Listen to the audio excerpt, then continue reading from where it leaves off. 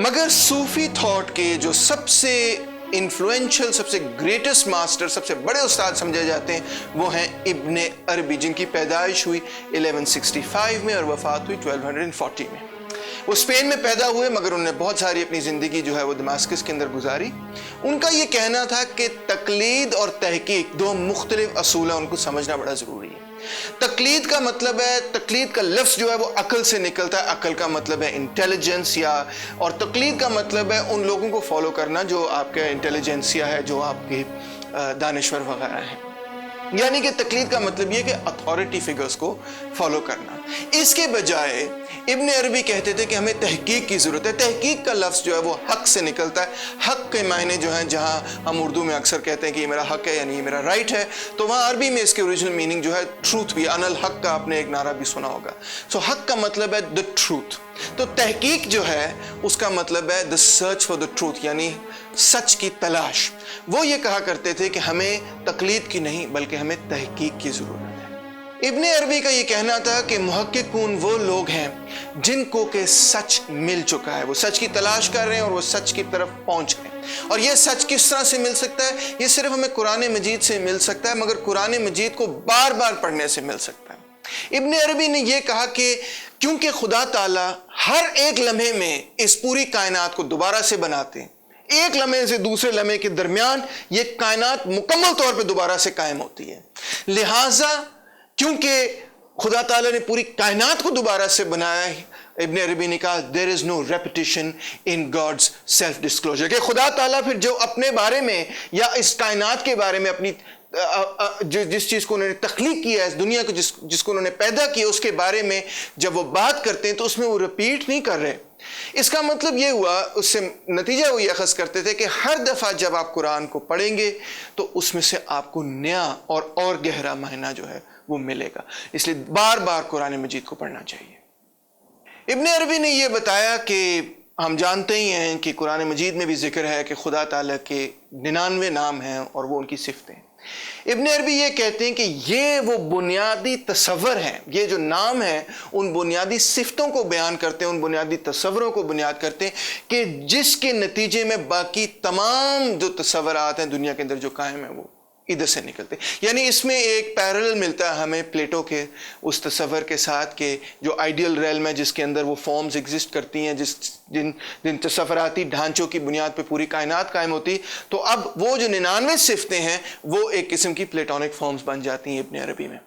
इब्ने अरबी का जो सबसे मशहूर तसव्वुर है वो है वहदतुल वजूद का। वजूद का मतलब ये है कि किसी चीज़ को दरियाफ्त करना, to come across something, to become conscious of something, to enjoy something, to be ecstatic, यानी दरियाफ्त के अंदर एक खुशी महसूस करना। और खुदा ताला के हवाले से इब्ने अरबी बिल्कुल अल-सुहरवर्दी की तरह कहा करते थे कि गॉड इज़ लाइट, गॉड जो है वो नूर है, is Al Noor, the light.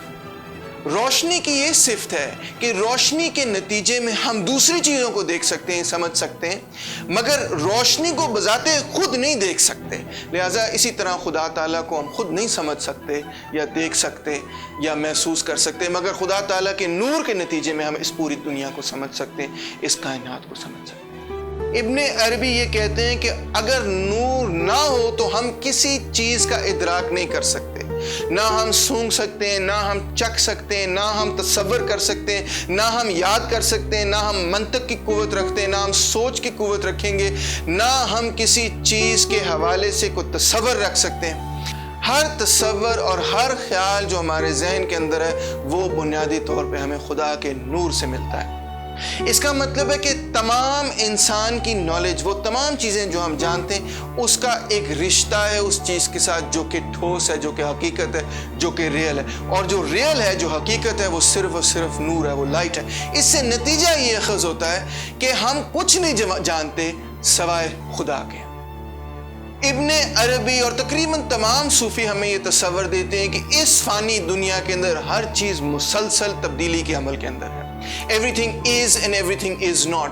वही फ़िक्रा जो हेराक्लाइटस ने भी इस्तेमाल किया था। सूफ़ी थॉट और डायलेक्टिकल थिंकिंग के अंदर बहुत सारी चीज़ें कॉमन भी हैं, अगर आप कभी गौर करें इस चीज़ पर। तो हर फ़ानी चीज़ जो है वो तो हर वक्त आनी और जानी रहेगी, जिस तरह के कई सूफ़ी शायर कहते हैं। اس کا مطلب یہ ہے کہ صرف ایک ایسی چیز ہے کہ جو کہ ہمیشہ کے لیے قائم ہے، جو فانی نہیں ہے، جس نے آنا جانا نہیں ہے، جو کہ قائم رہے گی، ہمیشہ سے تھی اور ہمیشہ تک رہے گی، اور وہ ہے خدا تعالیٰ۔ اس کا مطلب یہ ہے کہ اس دنیا کے اندر جتنی بھی فانی چیزیں اور اس کی جو بھی نالج ہے وہ بنیادی طور پہ خدا کی ہی نالج ہے۔ Everything is part of God۔ یہ ایک بنیادی پینتھیسٹک تصور ہے جو کہ کئی صوفیز جو ہیں، وحدت الوجود کا بھی یہی بنیادی تصور ہے کہ جو تمام وجود ہے وہ وحدت کے اندر ہے، وہ ایک ہی ہے۔ وحدت کا مطلب ہوا ایک واحد، تو یعنی کہ everything is one۔ گاڈ اور میٹر کے اندر جو ڈیولزم ہے، مائنڈ اور اسپرٹ اور باڈی کے اندر جو ڈیولزم ہے، یہ سب غلط ہے۔ بنیادی طور پہ ایوری تھنگ از اسپرٹ، سب کچھ جو ہے وہ نور ہے، سب کچھ جو ہے وہ خدا ہے۔ کہ یہ جو فکرہ ہے وحدت الوجود کا، یہ ابن عربی نے خود تو نہیں استعمال کیا، مگر ان کے فلسفے کے لیے استعمال ضرور کیا گیا، کیونکہ ان کے فلسفے کو یہ دو لفظوں کے اندر ڈسکرائب کر دیتا ہے۔ اس پہ ظاہری بات ہے، اس تصور پہ یعنی کہ وحدت الوجود کے تصور پہ بہت ٹھیک ٹھاک ریئیکشن بھی ہوا، صوفی تھاٹ کے خلاف آج بھی قائم ہے۔ مثال کے طور پہ ابن تیمیہ نے یہ کہا کہ یہ تو شرک ہوا اور یہ تو بالکل غلط تصور ہے، اس کے نتیجے میں ایک بڑی لمبی کنٹروورسی جو ہے وہ شروع ہو گئی اور آج تک اسلام کے اندر وہ جاری ہے۔ یعنی کہ صوفیزم کا یہ تصور، وحدت الوجود کا تصور، بنیادی طور پہ پینتھیزم ہے، اور اس پینتھیزم کے حوالے سے ایک بڑی لمبی ڈیبیٹ ہے، تقریباً میرا خیال ہے 700-800 سال سے یہ ڈیبیٹ چل رہی ہے کہ کیا پینتھیزم جو ہے وہ اسلام کے اصولوں کے مطابق ہے یا پینتھیزم اسلام کے اصولوں سے متضاد ہے۔ بہرحال موجودہ زمانے کے اندر جس طرح سے لوگوں کا تصور ہے اسلام کے حوالے سے، اس میں صوفیزم کا بھی ایک اہم کردار ہے۔ ابن عربی ہمیں یہ بتاتے ہیں کہ اس کائنات کے اندر 3 مختلف قسم کی چیزیں پائی جاتی ہیں، 3 مختلف قسم کی دنیا ہے۔ ایک ہے ورلڈ آف باڈیز یعنی کہ جسم کی دنیا، مادے کی دنیا، ایک ہے روحانی دنیا، the world of spirits، اور تیسری جو ہے وہ ہے ورلڈ آف امیجنیشن یعنی عالم الخیال، خیال کی دنیا، خیالات کی دنیا، امیجنیشن کی دنیا۔ یہ جو امیجنیشن کی دنیا ہے، یہ جو خیال کی دنیا ہے، یہ ایک انتہائی اہم کردار ادا کرتی ہے، کیونکہ یہ وہ درمیانی چیز ہے جو کہ اسپریچول ورلڈ اور مٹیریل ورلڈ کے درمیان کی جو چیز ہے وہ میٹر اور اسپریچول ورلڈ کو کنیکٹ کرتی ہے، یعنی کہ مادی اور روحانی دنیا کو ایک دوسرے کے ساتھ جوڑتی ہے۔ آپ کو یاد ہوگا کہ پلوٹائنس یہ کہتا ہے کہ the one is real، اور پھر one سے جیسے جیسے آپ دور چلے جاتے ہیں تو وہاں پہ آخری لمحے پہ جو ہے وہ مادہ نظر آتا ہے۔ اسی طرح ابن عربی کا بھی یہ کہنا ہے کہ جو حقیقت ہے وہ نور ہے، وہ روشنی ہے، وہ لائٹ ہے، that exists، اور پھر اس کے ساتھ دور جیسے آپ چلے جائیں گے، جو آپ اندھیرے میں چلے جائیں گے تو اندھیرے کے اندر وہ دنیا ہے کہ جو کہ امپاسبل ہے، وہ چیزیں جو کہ ہو ہی نہیں سکتی۔ ان دونوں کے درمیان وہ چیزیں جو کہ ممکن ہیں اور وہ چیزیں جو کہ ناممکن ہیں، وہ چیزیں جو کہ حقیقت ہیں یعنی کہ وہ ایک ہی چیز ہے اور وہ ہے لائٹ، وہ ہے خدا، اور وہ جو کہ ناممکن ہے، جو ڈارکنس ہے، جو اندھیرا ہے، جو بالکل ایگزسٹ ہی نہیں کرتا، ان دونوں کے درمیان جو چیز ہے اس کو ہم کہتے ہیں برزخ، اور یہ وہ دنیا ہے کہ جس میں آپ اور میں یعنی کہ انسان جیتے بستے ہیں۔ ابن عربی کا یہ کہنا ہے کہ یہ جو 2 مختلف ایکسٹریمز ہیں، the world of possible and the world of the impossible، روشنی کی دنیا، نور کی دنیا، اور اندھیرے کی امپاسبلٹی، وہ چیز جو کہ ناممکن ہے، ان کے درمیان جو برزخ ہے جہاں پہ ہم رہتے ہیں، تو ہم ایک آنکھ سے ایک لمحے میں ہم اس چیز کو سمجھنے کی کوشش کرتے ہیں جو کہ انفینٹ ہے، جو کہ لائٹ ہے، جو کہ نور ہے۔ وہ نور ہمارے اندر بھی انٹر ہو سکتا ہے تاکہ ہم ان چیزوں کو سمجھ سکیں، وہ سب چیزوں کو ہمارے لیے آشنا کر سکتا ہے، ہمارے ذہن کو تیار کر سکتا ہے کہ ہم چیزوں کو سمجھ سکیں، اور دوسرے لمحے میں ہم جو ہے اس مادی دنیا کو سمجھ رہے ہیں، یعنی کہ یہ ایک دل کی دھڑکن کی مانند آپ اس کو سمجھ لیں کہ ایک دھڑکن میں ہم اس دنیا کو سمجھتے ہیں کہ جو کہ ورلڈ آف باڈیز ہے، جو کہ مادے کی دنیا، اور دوسری دھڑکن میں ہم اس دنیا کو سمجھتے ہیں جو کہ اصل دنیا ہے، جو کہ لائٹ کی، نور کی بنی ہوئی اور جو کہ روحانی ہے۔ تو یعنی کہ ہم ان 2 دنیا کے درمیان ہمارا دل جو ہے وہ دھڑکن لے رہا ہے اور ہم ان دونوں چیزوں کو سائملٹینیسلی سمجھنے کی کوشش کر رہے ہیں۔ اس کائنات کے اندر 2 مختلف قسم کی چیزیں ہیں، وہ چیزیں جو کہ آپ کو نظر آ رہی ہیں اور وہ چیزیں جو کہ آپ کو نظر نہیں آ رہی، جو کہ غائب ہیں۔ وہ چیزیں جو آپ کو نظر آ رہی ہیں یعنی کہ وہ سین ہے، ان کے حوالے سے آپ وٹنس ہیں، آپ ان کی شہادت دے سکتے ہیں کہ ہاں یار ٹھیک ہے، یہ چیز وہ چیز مجھے نظر آ رہی ہے، اور وہ چیزیں جو غائب ہیں وہ ان سین ہیں۔ اب جو چیزیں غائب ہیں ان کے حوالے سے ابن عربی یہ کہتے ہیں کہ وہ بنیادی طور پہ پردے میں، وہ بنیادی طور پہ حجاب میں ہیں، وہ خدا تعالیٰ نے چھپائی ہوئی ہیں، like the face of God, وہ ویل میں ہیں، اور وہ چیزیں جو کہ خدا تعالیٰ نے آپ کو دکھائی ہیں وہ پردے سے باہر ہیں، وہ ان کو آپ دیکھ سکتے ہیں۔ اب ہمارا یہ فرض بنتا ہے کہ بطور انڈیویجول کہ ہم اپنے نفس پر یعنی اپنے سیلف میں اس چیز کو پہچانیں کہ پوری کائنات کے اندر یہ دو اصول جو ہیں وہ قائم ہیں، یعنی کہ ایک طرف روحانی دنیا، دوسری طرف مادی دنیا۔ ہمارے اندر یعنی کسی فرد کے اندر یہ کانٹرڈکشن جو ہے، یہ تضاد کس طرح سے نظر آتا ہے کہ ہمارے اندر ایک سول ہے اور ایک باڈی، ایک روحانی ہمارا ایلیمنٹ ہے انسان کا اور ایک ہمارا مادی جسم ہے۔ ہمارا فرض یہ بنتا ہے کہ ہم اپنے آپ کو تیار کریں کہ وہ جو روحانی نالج اور لائٹ ہے وہ ہم ریسیو کر سکیں، اس کے ہم قریب پہنچ سکیں، ہم روحانی دنیا کے قریب پہنچ سکیں، ہم روحانی علم حاصل کر سکیں۔ اور یہ کس طرح سے ممکن ہے؟ اس طرح سے ممکن ہے کہ ہم اپنے آپ کو پریئر میں ڈالیں، ہم اپنے آپ کو کانٹمپلیشن میں ڈالیں، ہم جو انفینٹ دنیا ہے اس کے بارے میں سوچیں، اس کو سمجھیں۔ ابن عربی یہ بتاتے ہیں